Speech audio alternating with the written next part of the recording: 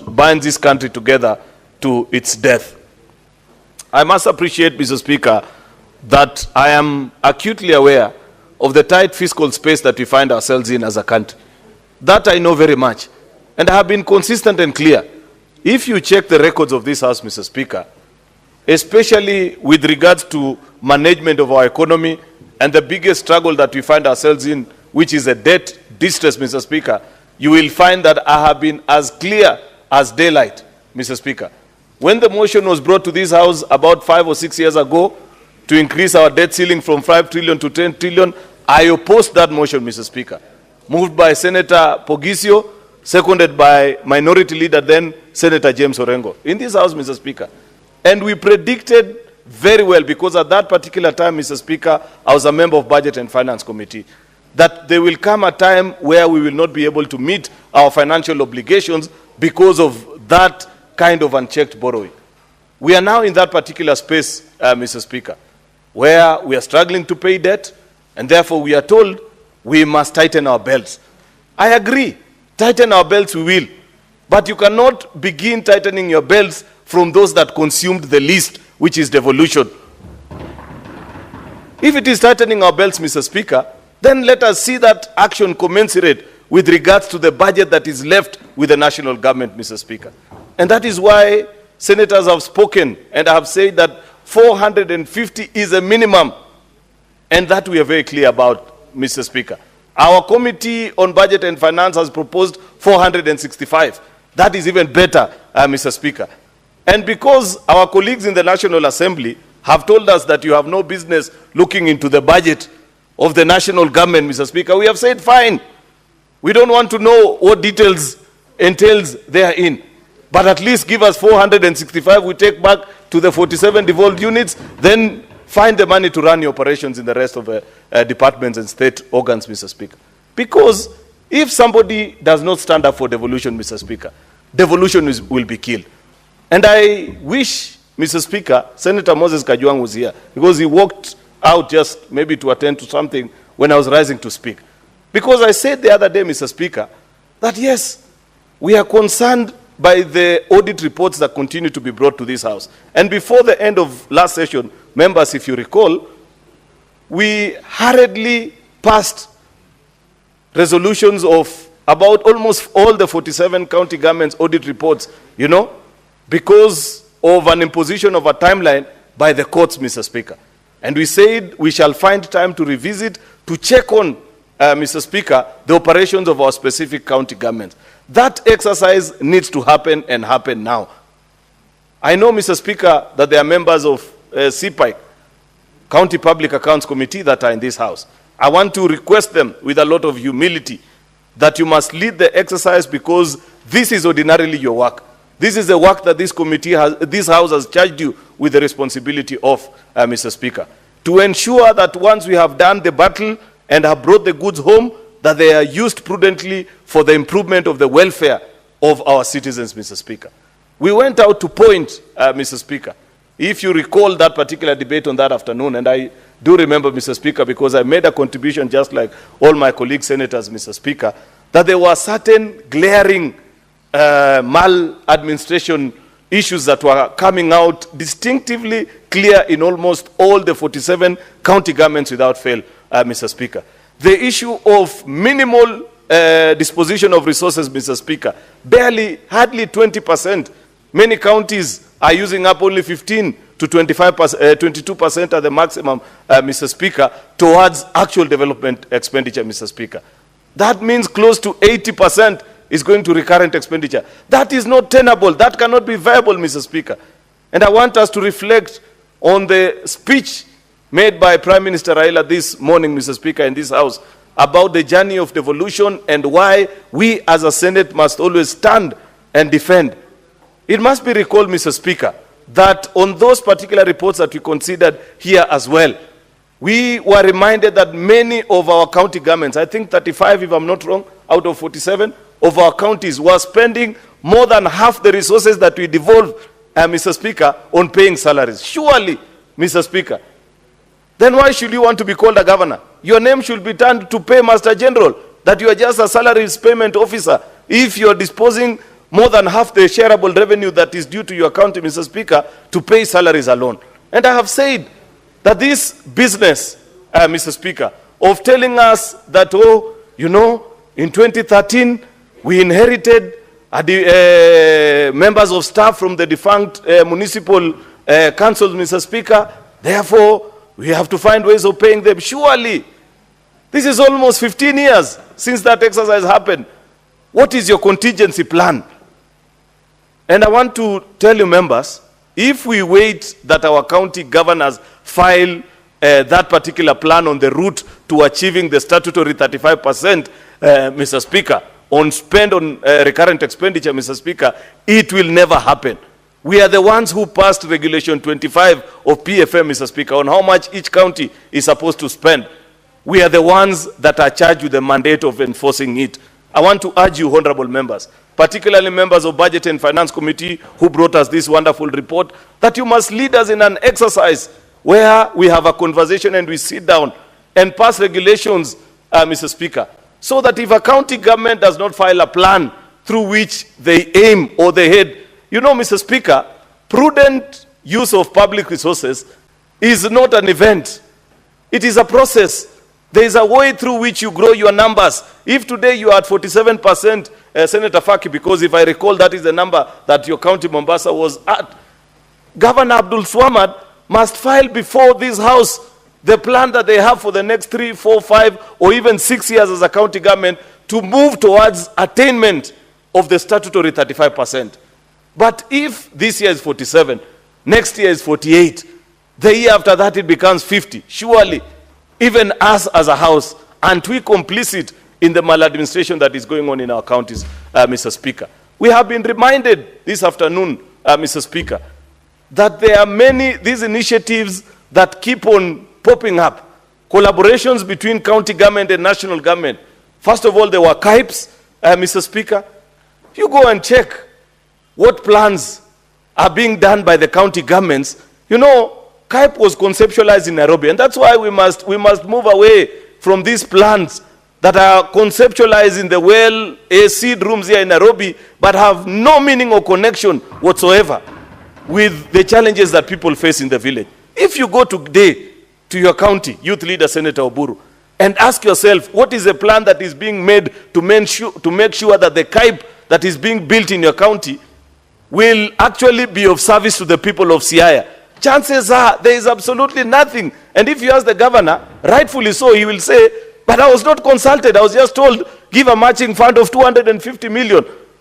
And we too, we cannot plead innocence because we participated in passing a division of revenue that ensured that each county contributed 250 million. The same, I think with the exception of Nairobi. The same can be said about these, what are these community health promoters? Surely, if the only thing they earn is a salary, why does somebody need to keep that money at Ministry of Health here at Afya House instead of sending all that money? And we can calculate. We know what is a stipend.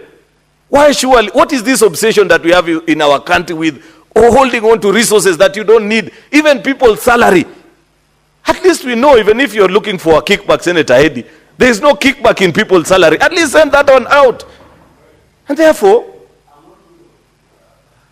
good people, I want to ask of us that as we consider division of revenue, let us passionately fight and stand up for devolution.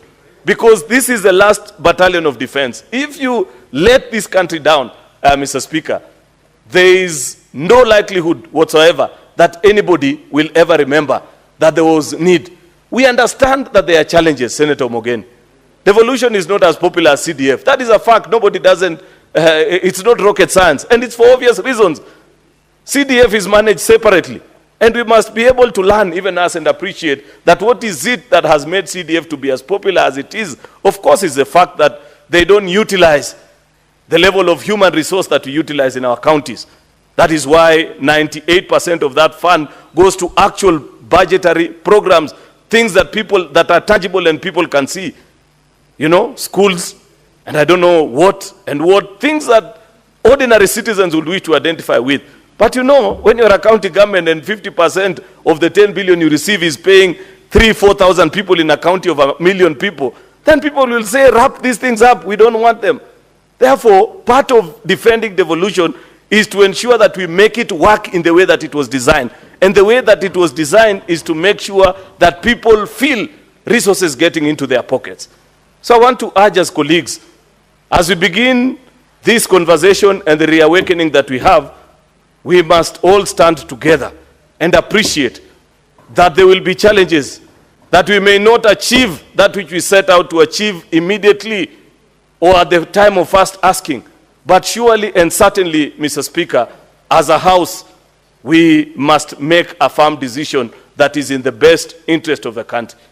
You know, yesterday, Mr. Speaker, I watched something, or I think it was 2 days ago, the former Budget and Appropriations Committee Chair of the National Assembly. I think he was addressing himself to quite a number of issues, and I began to appreciate that no wonder we have the challenges that we have.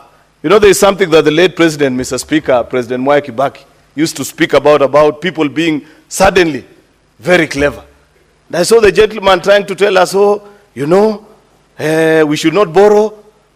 Even the budget that we are using in this financial year, it is that gentleman actually who passed it on the floor of the National Assembly with a fiscal deficit of almost 5%. How is it that suddenly he has discovered that borrowing is bad? This House has been pushing and insisting. Read, Mr. Speaker, our BSP report for the last 10 years. Senate has always maintained that don't have a fiscal deficit of above 3.3%, including the report that we passed here. As Senate, we have been quite clear on these things. Our colleagues who have been on the other side, on the National Assembly, cannot be the ones that are lecturing the country at this particular time and telling us, oh, you don't need to do this, we have borrowed this much. We have borrowed because, you know, you passed a budget that has a deficit of close to 1 trillion shillings, and there is no other way of meeting it, Mr. Speaker. Therefore, much as we want to have this conversation, it cannot be that because you are no longer wanted by your colleagues, Mr. Speaker, that you suddenly now want to talk down on everybody and tell us, oh, this and that is not right. I don't know, we are being told NSSF should not do this or the other. Mr. Speaker, you know, I found even that to be extremely ignorant. You know for a fact that here in Nairobi, just a kilometer from where we are gathering, NSSF of Tanzania are putting up an investment, I think, of close to 40 billion Kenya shillings because pension funds world over are looking for opportunities to invest. The problem with us as a country is that we think that it is the work of NFSSF to only build houses and sell to citizens. Therefore, no wonder our pension scheme has never grown. A small country, a country with a smaller economy like Uganda, has a bigger pension fund than ours because of innovativeness in their thoughts, Mr. Speaker. And I saw this gentleman telling us, oh, don't build roads, don't do this or the other. Do people know, for example, that this expressway is built by savings from other pensioners in China who today, when we use the expressway, earn from us? Then you are telling us that our own cannot invest when opportunities come? Spare us this kind of lectures, Mr. Speaker. You know, Mr. Speaker, we have to be bold in our decision making and ensure that we are honest and truthful to the country, even as we have conversations about what is it that we can do about our economy. The last thing, Mr. Speaker, even on the securitization of roads, and I want to challenge you members. If you go to the Ministry of Roads and Transport today, there is a gentleman who's the Minister for Roads, C.S. Davis Chirchir. On his dashboard, he is able to show you the investment that has been done by the 3 road agencies in this country. If that thing does not make you boil when you look at it, and I think I'll ask that document be tabled here in Parliament one day. You know, because I'm saying this because I saw the member of Kiharu, that former member of, chair of Budget and Finance Committee, saying that we should not securitize roads levy so that we build roads in other parts of the country. Yet he knows, last financial year alone, in his own constituency, he sent 14 billion Kenya shillings to one constituency. Really? The whole of my own county, has hardly, you know, then somebody tells us, oh, don't securitize. You know, this loan conversation about repayments of loans, Mr. Speaker, one day we will have to be honest with each other. You know, when I tell my people of Kericho that the reason you can't have sufficient development is because you are repaying loans, they ask you, loans for what? Because they cannot see. One day we will just say, tabulate what is in your county and pay. So that we see. You know, Mr. Speaker, hypocrisy must end in this country. Part of the reason why I love the broad-based government is that we said we want to be honest and end the politics of hypocrisy and politics of blackmail, Mr. Speaker, such as what I saw that young man trying to pursue. You cannot put 14 billion in your constituency, then you come and tell the rest of us who are dealing with bad and poor roads that we cannot look for money to build roads for our own people, Mr. Speaker. Mr. Speaker, I hope that I am still responding to comments made by my colleagues on division of revenue. But I just thought about it and I said, this country, sometimes you follow things and you wonder. We want equity. There is a point that I said that perhaps was lost. I said, and my colleagues, if it is not so difficult to establish, because now we are doing, in the new formula, the 4th generation formula, we are doing, there's an element called the gross county product. How much a county has been able to produce. What will you produce if you have not been enabled by the national government, Mr. Speaker? You can't produce if you have no roads, if your people are not healthy. There are counties that have 7 level 5 hospitals, while in most of the rural counties, like from where most of us come from, has only 1. And it is a level 5 by name only. Or counties that do not have. Therefore, if people want us to measure the productivity of every county, let us also measure the investment of national government in those counties, Mr. Speaker. So that we are able to know that we have put 100 billion in county X, and therefore we expect a return factor of this much. If the investment by national government is 1 billion in my county, they should not expect anything, Mr. Speaker. Therefore, Mr. Speaker, this is a moment that we have to be honest and sincere with each other. The reason devolution, the reason division of revenue is important and why Senate cannot come down from 400, the request of 465, Mr. Speaker, is that at least we know what we divide in this house, Mr. Speaker, is equally and equitably shared across all our 47 county governments. That cannot be said of the budget that remains in the other house.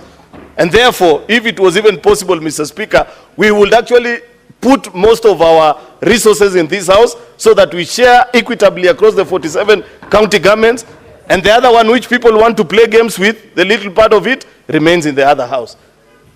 Since that is not possible, let us at least begin with this 465, Mr. Speaker. The rest can come later. With those very many remarks, Mr. Speaker, I beg to reply. Finally, Mr. Speaker, in accordance to Standing Order number 66,